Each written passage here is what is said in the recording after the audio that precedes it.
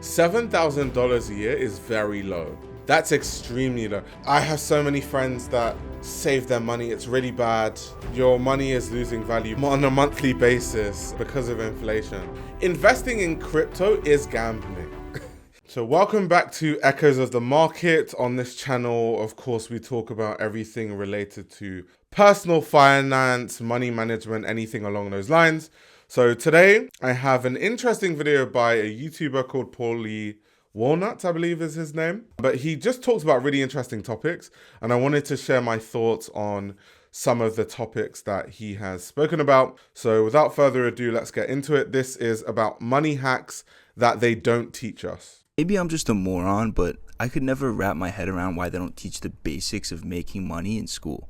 And I'm not trying to get conspiratorial over here, but it's got to be on purpose, right? So maybe there is a wider conspiracy theory around why we aren't taught about money the way we should be. But a part of me just feels like it's because of the teachers don't know. So you have to think, this is going to sound crazy because I think teachers are some of the most important people in society. However, if we're talking about money and finance and things like that, being a teacher is not a high-paying job per se, unless you're like a certain kind of teacher that's teaching in a certain kind of school, like the really expensive private schools that rich kids go to.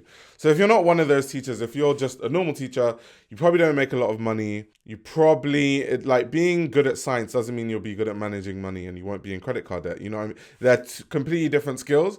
And so because you are taught and mentored by teachers who probably don't have their finances in check, it's why you're never really going to learn good money habits or skills. So that's really why I think a lot of people tend to say, there's a conspiracy and the government wants a population that's dumber so they're easier to control. But I think it just comes down to who these teachers are. If you look at these, it's not like they make a lot of money. It's not like they do all these investments and stuff. So that's why. The thousands of dirt poor neighborhoods in America. And now imagine that each school in those neighborhoods had to teach a mandatory money class, starting in, let's say, 8th grade. Each kid gets set up with a retirement account.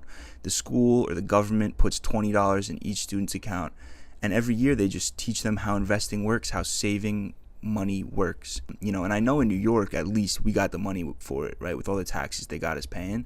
We're already throwing money at all kinds of stupid shit anyway. So I just can't understand why we wouldn't put some of it to good use and teach this to people that need to know it. I'm still learning this game every day, but I am grateful to have picked up a lot of this shit while I was still young. So I want to share some money hacks that they should have taught us in school, but they decided, it wasn't important enough. So the first thing that comes to mind is Roth IRA accounts and capital gains tax, right? So every time you make money off an investment, doesn't matter what kind of investment it is, you get absolutely rocked with capital gains tax, and there's really no legal way around it. Yeah, you only get hit with capital gains tax at the point of sale though. So if you invest things and the value of your investments are accumulating and growing in value, yes, if you were to sell those investments, the difference will be liable to capital gains tax. However, so long as you don't sell it, then you're not liable to capital gains tax. What he's saying about Roth IRAs is really important. I'm from the UK, but I obviously know what a Roth is. I know what most of these things are in most countries, to be honest. But in the UK, we have something called an ISA account. An ISA account works similarly. The maximum you can contribute to an ISA account each year is £20,000. And essentially, you can do many things with that. You can have a savings ISA. You can have an investment ISA. I would say the best way is to get an investment ISA. And all your investments into that ISA, up to £20,000 a year, is not liable to any capital gains tax. It shocks me. I'm 28 years old right now. I meet so many people around my age that don't know about any of this stuff. They don't know about ISAs. They don't know how the tax system works. It baffles me because the same people complain about spending too much money on this or that. And I'm like, if I just looked at your tax, there's probably stuff we could change. If I looked at how you are managing your finances in a certain way and just tweaked a few things slightly, I'm sure your situation could be better. That won't work for everyone, but I'm talking about people that I know personally that I know that would help their situation, but they're just too busy and they don't have time to take any advice or whatever. But yeah, Roth IRA, very good advice. Time you see someone, maybe on an options trade, just regular stock, crypto, they're getting rimmed on capital gains tax. And especially if it's a quick flip, right? Because that short-term capital gains tax can go up to like 40%, which is ridiculous, right? But it's how the system is set up. If you hold that asset for more than a year, you get hit with the long-term capital gains tax, which is much less. It's around like 15%. But it may be less, but it still sucks, because if you're making $1,000 on a trade, you have to say goodbye to $150 off rip, right? And I remember when I learned that, I was like, what? Like, no shot. I was actually shocked because, the government didn't make this trade. This was money that I, first off, have already paid taxes on and have used to invest, but now that it worked out, you want a piece. Like, I remember just being like, that's insane. But turns out, even though our government sucks at a lot, one thing that it's really good at is collecting its bread, right? And there's just zero legal way around this, except for one little cheat code, right? And it's called a Roth IRA account, where you can trade as much as you like with zero capital gains tax. So you invest your money, you can take profits, and you don't have to pay capital gains tax. There's a catch, though. There's two catches, actually. The first being there's a maximum of $7,000 that you can contribute each year. That does shock me about the Roth IRA in America. $7,000 a year is very low. That's extremely low. I'm very sure in the UK, because governments are greedy, that 20k limit, £20,000 limit, which, you know what, let me check. How much is £20,000 in dollars right now? Let me just check. £20,000 USD. Yeah, so £20,000 right now is 27,000 USD dollars. So imagine a Roth. So in the UK, what we have is equivalent to having a Roth IRA, but the maximum you could contribute each year is 27k. 7k is criminally low, but it's still something though, and it adds up. Over the course of like 10 years, at 70k, if you've maxed it out, fully invested, could be worth hundreds of thousands, and it accumulates. It's still something. Second being, you can't actually take this money out without paying, heavy penalties and taxes unless you're ready to retire, which, if you're like me, you hear that and you're like, shit, that kind of sucks. Like, why would I put all this money away if I can't even take it out without, getting taxed? Like, what's the point almost? But that's the move. That's the point right there, is to just let it sit, compound, invest in the good stuff, which I'll get to in a bit. But it's the move is to every year, if you can, max this out. And this is one of those things that Yeah, in the UK, so there's so many things you can do, honestly. In the UK, so you have the ISAs, which I use it as a retirement plan, but not everyone uses it as a retirement plan. And what he's talking about, where with the Roth IRA, you get penalties for withdrawing money out of it early unless you're retired. That's similar to what in the UK is a pension. So if you have a private pension, it kind of functions in the same way, where you contribute, you can write that off as a tax expense, and when you're at a retirement age or when you retire, then you can start drawing an income without those insane tax penalties. So yeah, so it's like if you had 100k to spare, how I would spend it would be, I would max out my contributions to my private pension, and then I would max out my contributions to the stocks and shares ISA, essentially. And that way I'm just moving forward with my retirement and also removing tax liability as much as possible. Then anything after that money, you just start investing it in investments that will be liable to capital gains tax, but at least you've done all the stuff you need to do before. So that's very important. But it's very interesting how similar the American and UK financial systems work and tax systems work.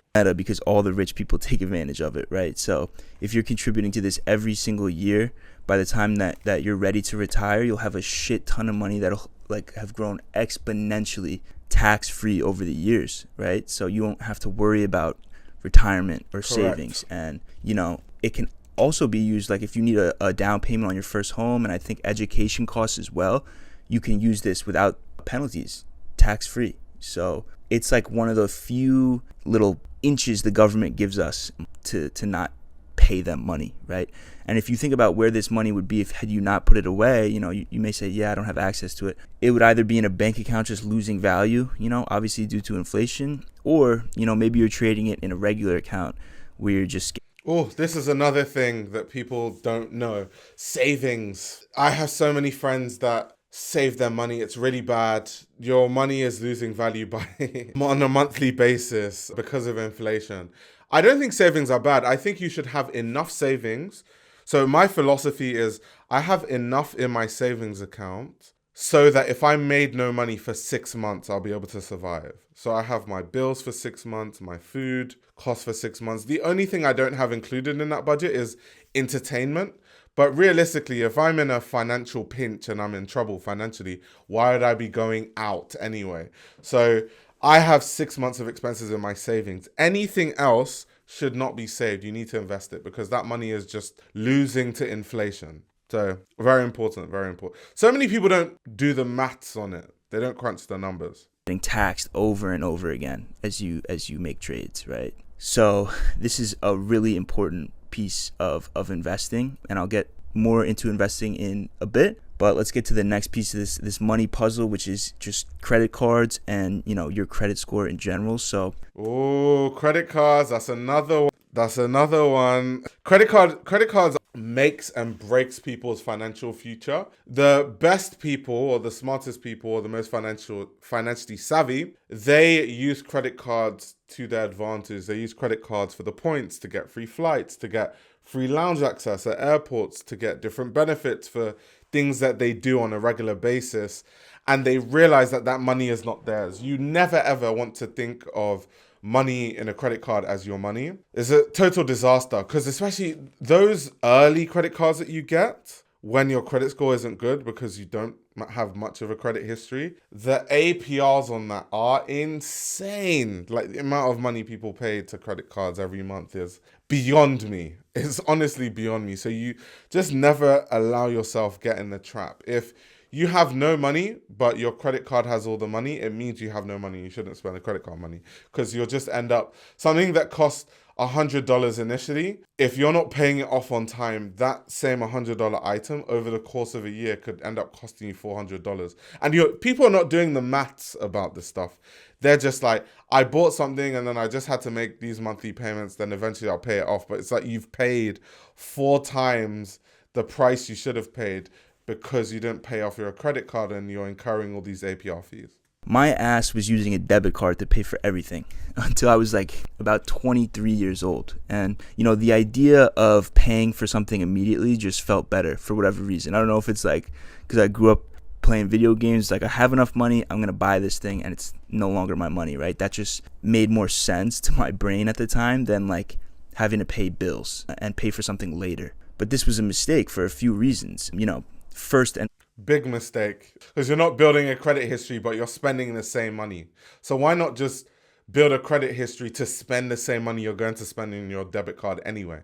Yeah, it literally makes no sense to only spend on a debit card. The only kind of people, because not everything is 100%, there are certain people that can't help themselves. Those people need a debit card, or people that they get tempted to spend money in credit cards even though they know they can't pay it back. Those kind of people, if they are self-aware enough to know they are that kind of person, then they would benefit from not using credit cards. But I think for most people, it doesn't make sense when you're going to spend that money on your debit card anyway, not to spend it on your credit card and build that credit history. Obviously, like, it's important to build a strong credit score early on in life. And, paying your credit card bills on time is the best way for you to begin to do that, right? That being said, if you're one of those people who thinks like, you may forget to pay the bill or not have enough to cover the bill at that certain time, you definitely need to be careful with this because it'll have the reverse effect. Your credit score will suck and, you're setting your future self up for failure, right? And, while I'm on this topic, there's all these companies now, and I'm sure you guys have noticed, like online shopping especially. Let's say a pair of shoes is $100. They're like, no, just give us 25 for the next 4 months instead of paying for it upright. And, you got to remember, these companies are set up to make money. Like, they're hoping that you miss a payment so they can just... Yep, so they can charge you interest fees. Also, about credit scores, because I don't think he mentioned this, there are so many other factors that affect your credit score too. So how long you've been with your banks, the longer you've been with certain banks, the higher your credit score, because it shows stability and trust. Anything that shows stability will increase your credit score. So if you're changing address every year, that's bad for your credit report. But if you've lived in the same house for 10 plus years, that's good on your credit report. If, you're always applying for loans, that's bad on your credit report. If you only apply for loans occasionally, that looks good. That looks like, okay, you're not desperate for money. You just need, different amounts of money occasionally. So there's so many factors I can get into. That could be a whole separate video. But there are so many things that go into building, like in the UK, for example, if you join the electoral roll, then in terms of like people knowing, the government knowing where you live and the people in your house, so that when it's time to vote, they know the ballot sheets to send and who to send it to. That also increases your credit score. And I'm very sure there'll be something similar in the US. Slam you with fees or interest or whatever it may be. They also say it doesn't have an impact on your credit score, but I just personally avoid this and highly recommend avoiding this. A believer that if you can't afford to buy something, you shouldn't buy it, right? Whether it's clothes, cars, jewelry. A lot of times I've noticed the richest people in the room do not scream wealthy. It's usually actually the other way around. So there's a tendency to want to buy all this shit that almost like a status symbol, but okay, so this I never agree with. I never ever agree with when people say, I've heard this, people say this so much, like wealth whispers and, taste whispers, old money whispers, new money shouts and screams. I don't know, man. I think even the most old money people, they still have flashy things. The only difference is that they can genuinely afford it. So it's not seen as performative the way that someone who's new money and does it, it seems performative. Or it seems over the top. It doesn't matter. Rich people are over the top. Old money or new money, they're over the top because they have insane amounts of wealth. Like rich people spend stupid amounts on the most useless things known to man. That's just how it goes. So this whole thing that, most rich people don't flaunt their wealth. I mean, they might not throw it in your face, but they drive Mercedes S-Classes and Bentleys and Ferraris and Porsche 911s and McLarens. That is in your face. That is flashy. So yeah, I've never, and they wear people, it's only rich people that can actually afford. There's certain things that, yes, you can go into credit card debt to buy. And there's certain things that it's just not accessible to you unless you're rich, like haute couture and fashion, where people are buying dresses for $100,000.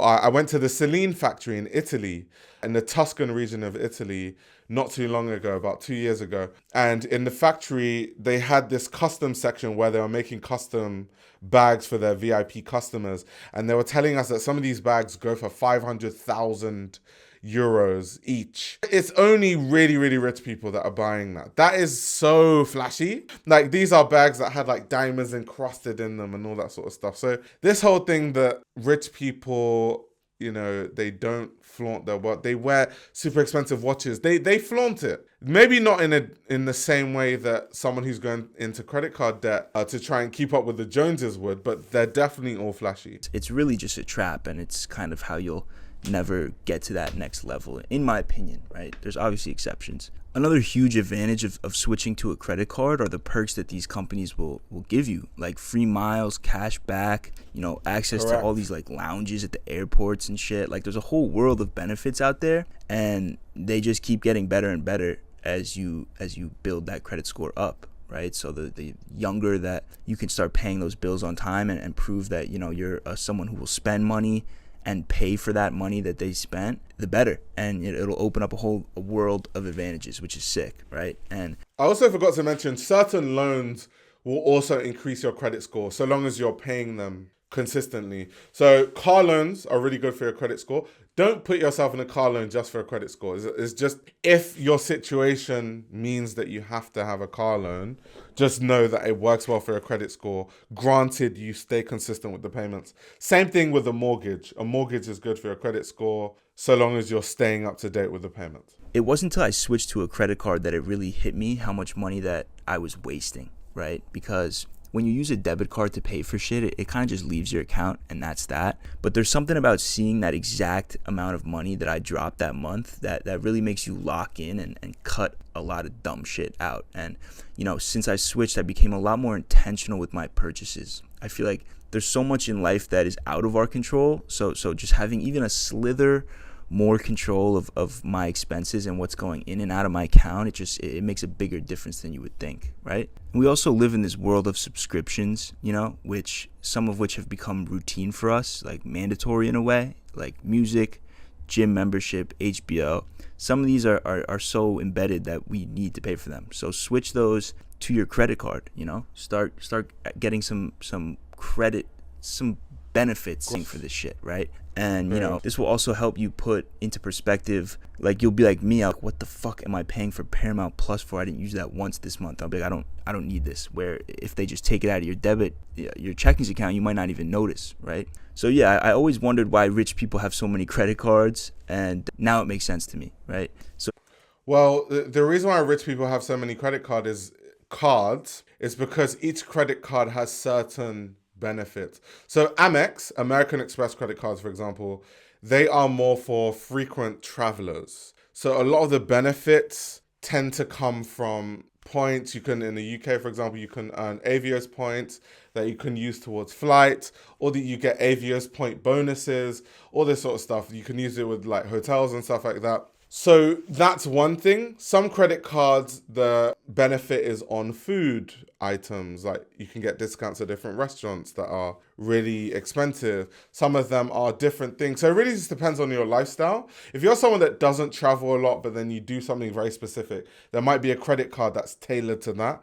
So that's why I guess rich people have loads of credit cards. It's because they have credit cards that they can accumulate points for different aspects of their life. Next, I want to talk just about investing and taking risks, right? I think a lot of people assume that the market is this complicated thing to profit from that requires this inside knowledge that only the douchebags on Wall Street have, right? But that's not the case. Unless there is some insane apocalyptic world event that takes place, if you're invested in the market as a whole, into index funds, you're going to be making money in the long term, right? QQQ, SPY, DIA. That's NASDAQ, S&P, and the Dow. Those are their index. Yeah, some years these, index funds are going to go down, like the COVID year when everything tanked.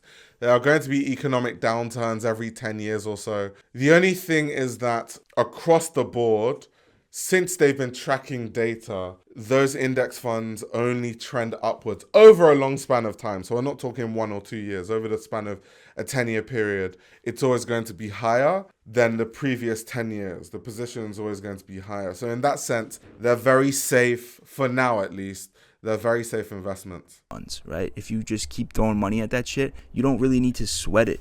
Right? And obviously this isn't financial advice, but me personally, 70% of all my savings are tied into these puppies, right? The way that I look at it is that if these go down, we will have a lot bigger problems than our savings, right? So Correct. Instead of letting your money rot in your bank account, just throw it in there and watch it grow, and you don't have to worry about it, right? And if you're on the younger side, like myself, I personally want to have fun with that other 30%. And when I say have fun, I mean take risks financially. The beauty of being young is having time, right? Which is more valuable than having money because you can take risks that these older heads cannot. And the only reason I was able to take a risk on crypto and XRP specifically was because I had already set that 70% towards safer plays. And I was confident that money would continue to grow in the background regardless of what happened with crypto, right? And I mentioned this earlier, there's just a part of me that loves taking risks. And, sometimes I'll get this gut feeling on whether that's a stock, or a coin, an option, that would most likely not. I don't like risky investments. I think things are speculative. I think a lot of people do, not even a lot of people, a few people do well making risky investments, and then they become famous and talk about the risky investment that made me 1 million. It's like, yes, it made you 1 million. And the weird thing about finances is when someone does something that earns them a lot of money, they could have just been in the right place at the right time. Their timing could have been on point. It could be something very small. But they start to feel like they know more than they know, or they're more knowledgeable about financial systems than they are because they're successful. And so people look to them and like, yeah, let me follow his advice. Clearly, he knows what he's talking about. He's rich. But a lot of these people don't. So I personally don't advise people to gamble too much. I like safe investments where you can understand the return. I'll give you an example of how I manage finances. So my dream car is a Porsche 911. Like I've always wanted a Porsche 911. in about a year or so, I'll physically be able to afford it, but it still won't make sense to buy it because there's no point working this hard to start at square one. So my understanding of the way I manage finances, the way I can afford it is, I think most investments that I do give me about a 5 to 6% return every year. I need to make so much money that from my net worth, the 6% annual income is enough to pay for my rent, my bills, the monthly payment on a Porsche 911 plus everything else that I pay for. That is the point in which I can afford a Porsche 911 comfortably.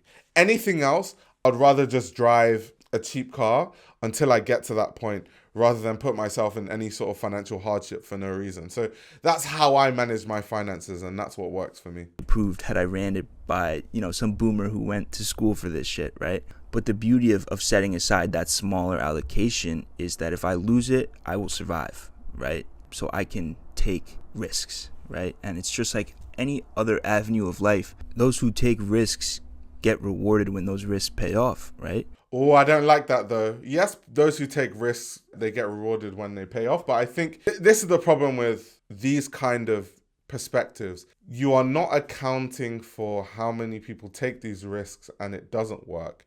You're just thinking of the few people that took a risk and it was positive. So there has to be some sort of level of understanding of things and a certain strong sense of experience before taking crazy risks in something. That's just my personal opinion. In the I just quit my job video that I had posted, I had mentioned that as I was getting shit on and just treated like absolute trash at work, I was refreshing my crypto wallet and just seeing, a substantial amount and how that played a role in my decision to quit. And I got a bunch of comments, calling me just a lucky crypto douche, quotes, all credibility lost once bro mentioned crypto. I think a lot of things get labeled as luck these days, and luck is definitely real, but so is taking. No, luck is when preparation meets opportunity. I do think when it comes to financial success, there is a level of luck. There's probably a lot of things in my career that there has been luck, but I know for a fact I work really hard, and therefore that's what they say. Luck is when preparation meets opportunity. Because you work hard, you're prepared. The opportunity itself is the luck though, because the opportunity is not guaranteed. The opportunity comes when it comes, and you just have to make sure that you're in a position to make the most of it. So there is still luck in that. So I think what I don't like is people underestimating any sort of level of luck. I know everyone wants to feel like they're a genius, but not everyone is a genius. So they want to feel like it was all my decisions. That's the only reason I'm here now. There was no luck involved. I don't necessarily agree with that.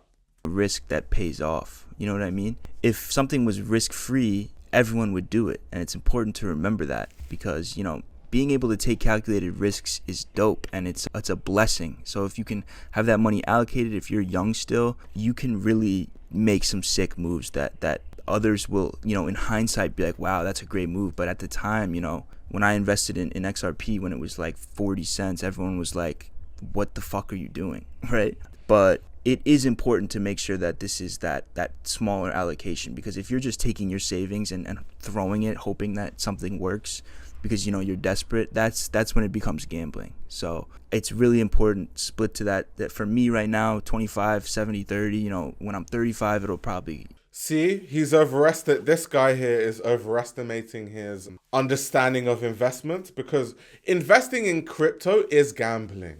But because he invested in XRP and it went well, he compared himself and said, people are laughing at me when I invested in XRP, and look at it now. Whereas other people, they might not understand, so they invest in things, and that's when it becomes gambling. Even the best financial analysts, I'm talking about people that go to school, they study economics at the best schools in the world, they're the greatest minds, they work in banks, they are in charge of crypto investments for some of the biggest banks in the world.